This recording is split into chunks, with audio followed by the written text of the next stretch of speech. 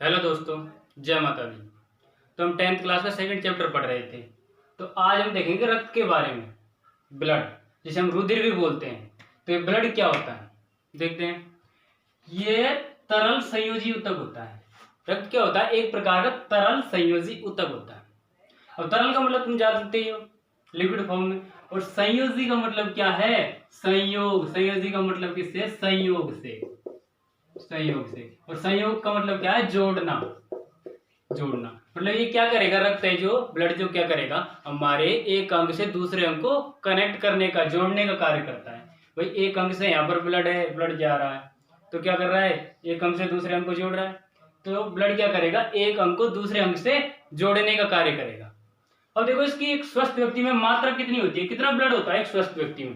Competition में पूछ लेते हैं ऐसे क्वेश्चन कई बार। तो स्वस्थ व्यक्ति में 5 से 5.5 लीटर ब्लड होता है एक स्वस्थ व्यक्ति में। यदि वो स्वस्थ होगा तब उसमें 5 से 5.5 लीटर ब्लड होगा। यदि उसमें किसी प्रकार का कोई बीमारी है, कुपोषण है, तो उसमें कम भी हो सकता है। तो स्वस्थ व्यक्ति में कितना होता है? 5 से 5.5 लीटर ब्लड होता है। अब देखो पीएच का मान कितना होता है ब्लड की? पीएच का मान, पीएच क्या होता है? पीएच भाई शुद्धता मापने का मात्रक है। मैं पहले बता चुका हूँ, शुद्धता मापने का मात्रक है। तो देखो, जब पीएच 7 होती है, पीएच 7 होती है तो विलयन कैसा होता है? उदासीन होता है। विलयन कैसा होता है? उदासीन। अब रक्त की पीएच 7.4 होती है, 7.4 होती है, मतलब 7 से क्या है? ज्यादा है। 7 से क्या है? ज्यादा है। मतलब 7 से जब पीएच ज्यादा होगी तो विलयन कैसा होगा? क्षारीय होगा। 7 से 14 तक के तो कैसा होता है? क्षारीय। और 7 से यदि कम है 0 तक तो वो कैसा होता है? अम्लीय। तो यहाँ पर क्या है? रक्त 7.4 है, 7.4। तो मतलब कैसा है? कि हल्का क्षारीय है। तो ये हमने ब्लड के गुण देख लिए। अब एक बार कार्य देख लेते हैं, उसके बाद इसे घटक देखेंगे। अब रक्त के कार्य क्या क्या है? अब देखो फर्स्ट नंबर पर क्या है? O2 व CO2 का परिवहन। मतलब क्या करेगा रक्त? भाई ऑक्सीजन को हमारे सभी अंगों तक पहुंचाने का कार्य करेगा। जो हमारे फेफड़े होते हैं उनसे ऑक्सीजन को लेगा और सभी अंगों तक पहुंचाने का कार्य करेगा।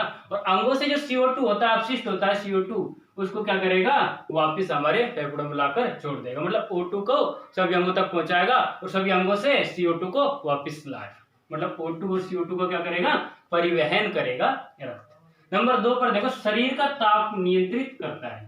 मतलब जो हमारे बॉडी का टेम्परेचर होता है, शरीर का तापमान होता है, उसको नियंत्रित रखता है ब्लड। नंबर 3 पर देखो, रक्त का थक्का बनाना। रक्त का थक्का बनाता है। रक्त का थक्के से मतलब क्या है?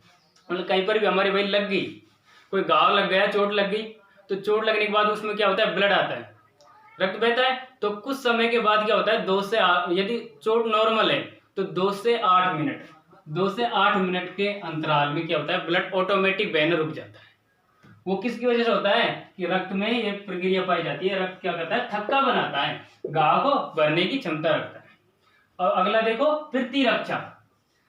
प्रतिरक्षा से आप वाकिफ हुई कि प्रतिरक्षा क्या होती है? हमारे रोगों से लड़ने की क्षमता। मतलब कि हम रोगों से कितना लड़ सकते हैं। रोगों को मतलब जो हमारे शरीर में प्रवेश करने वाले जीवाणु है उनको हमारे नष्ट करने की जो क्षमता होती है, हमें स्वस्थ रखने की क्षमता, तो उस क्षमता को बढ़ाता है रक्त। प्रतिरक्षा क्षमता को क्या करता है? इंक्रीज करता है। प्रतिरक्षा क्षमता को बढ़ाता है। इसके बाद अगला पॉइंट देखो, पोषक तत्वों का शरीर के विभिन्न अंगों तक परिवहन। मतलब जो पोषक तत्व होते हैं, हम भोजन करने के बाद जो हमें पोषक तत्व प्राप्त होते हैं उनको रक्त क्या कर रहा है? हमारे शरीर के सभी अंगों तक पहुंचाता है। और उत्सर्जी जो अपशिष्ट पदार्थ होते हैं उनको शरीर से बाहर निकालने का कार्य करता है रक्त। उत्सर्जी पदार्थों को क्या करता है? शरीर से बाहर निकालने का कार्य करता है रक्त। तो अब देखते हैं हम रुधिर के घटक। रुधिर किस किस से मिलकर बना होता है? रुधिर को बनाने के लिए इसमें प्लाज्मा और ठोस कणिकाएं होती है। प्लाज्मा और क्या होती है? ठोस कणिकाएं होती है। अब प्लाज्मा कितनी % होता है इसमें? 55% भाग रुधिर का प्लाज्मा बनाता है और 45% भाग कौन बनाएगा? ठोस कणिकाएं। अब प्लाज्मा में 90% जल पाया जा रहा है। 90% क्या उपस्थित है? जल उपस्थित है। 90% जल उपस्थित है, मतलब प्लाज्मा कैसी अवस्था में है? द्रव अवस्था में। जल उपस्थित है 90%, तो प्लाज्मा कैसा होता है? द्रव होता है। और ये कैसा होता है? ठोस। जो कोशिका होती है वो क्या होती है? ठोस होती है। अब प्लाज्मा में देखो 90% जल पाया जाएगा, 8% क्या पाया जाता है? कार्बनिक और अकार्बनिक पदार्थ। 8% क्या पाया जाता है? कार्बनिक और अकार्बनिक पदार्थ। जिसमें कार्बनिक पदार्थ कौन कौन से है? यूरिया है, यूरिक अम्ल है, अमोनिया है। कार्बनिक पदार्थ कौन कौन से हैं? यूरिया है, यूरिक अम्ल है और अमोनिया है। और अकार्बनिक पदार्थों में कौन कौन से आते हैं? जैसे कैल्शियम है, मैग्नीशियम है, सोडियम है, ये सभी क्या है? अकार्बनिक पदार्थ। तो प्लाज्मा जो होता है उसमें 90% जल पाया जाता है और 8% क्या पाया जाता है? कार्बनिक और अकार्बनिक पदार्थ प्लाज्मा के अंदर। अब देखो, जो ठोस कणिकाएं होती है, ठोस कोशिकाएं होती है, वो क्या होती है?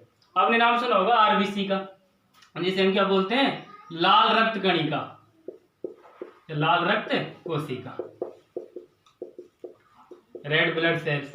इसका दूसरा नाम भी होता है क्या? इसे इरिथ्रोसाइट के नाम से भी जानते हैं। इसे किसके नाम से भी जानते हैं? इसे इरिथ्रोसाइट के नाम से भी जानते हैं। सेकंड नंबर पर डब्ल्यूबीसी। डब्ल्यूबीसी क्या है? इसे ल्यूकोसाइट के नाम से भी जानते हैं और इसे श्वेत रक्त कणिका या श्वेत रक्त कोशिका, श्वेत रक्त कणिका, श्वेत रक्त कोशिका इसकी फुल फॉर्म होगी। और तीसरे नंबर पर क्या है? प्लेटिलेट्स, जिसे थ्रोम्बोसाइट कहते हैं, और ये हिंदी में क्या बोल देंगे? बिंबाणु। ठोस कणिकाएं कौन कौन सी है? आरबीसी है, डब्ल्यूबीसी है और प्लेटिलेट्स है। आरबीसी को क्या कहते हैं? लाल रक्त कोशिका, डब्ल्यूबीसी को श्वेत रक्त कोशिका और प्लेटलेट्स को बिंबाणु। प्लेटलेट्स को क्या कह देंगे? बिंबाणु। अब देखो, ये किसका कार्य कर रही है? O2 और CO2 के परिवहन का। मतलब O2 को सभी अंगों तक पहुंचा रही है और CO2 को जो अपशिष्ट है उसको सभी अंगों से वापस ला रही है। डब्ल्यूबीसी किसका कार्य करती है? प्रतिरक्षा का कार्य करती है। डब्ल्यूबीसी किसका कार्य करती है? प्रतिरक्षा का कार्य करती है। मतलब हमारे रोगों से लड़ने की क्षमता को स्ट्रॉन्ग रखती है। और थर्ड नंबर पर जो प्लेटलेट्स है, ये किसका कार्य करती है? ये जो घाव होते हैं हमारे, घाव को भरने में सहायक होती है, मतलब कि थक्का बनाने का कार्य करती है। तो अब दोस्तों देखो, यदि हम इसको एक एक कर इसी वीडियो में देखेंगे तो वीडियो बहुत लंबा हो जाएगा। तो इनको हम अगली वीडियो में तीनों को, ठोस जो कणिका है, आरबीसी, डब्ल्यूबीसी और प्लेटलेट्स, तीनों को अगली नेक्स्ट वीडियो में अलग अलग कर देखेंगे। इनका जीवन काल कितना होता है, इनका कार्य क्या होता है, इनमें क्या क्या उपस्थित होते हैं। जो डब्ल्यूबीसी है, इसके मतलब कौन कौन सी कोशिकाएं उपस्थित होती है इसमें, तो अगली वीडियो में हम इनको डिटेल से देखेंगे। तो मैं उम्मीद करता हूँ दोस्तों, आपको जहाँ तक ये करवाया है, रक्त के बारे में बताया है, वो समझ आया होगा। यदि ये समझ आया है तो आप वीडियो को लाइक कर दे, और यदि चैनल पर नहीं है तो चैनल को सब्सक्राइब कर दे। तो दोस्तों, खुश रहो, स्वस्थ रहो। Thank you.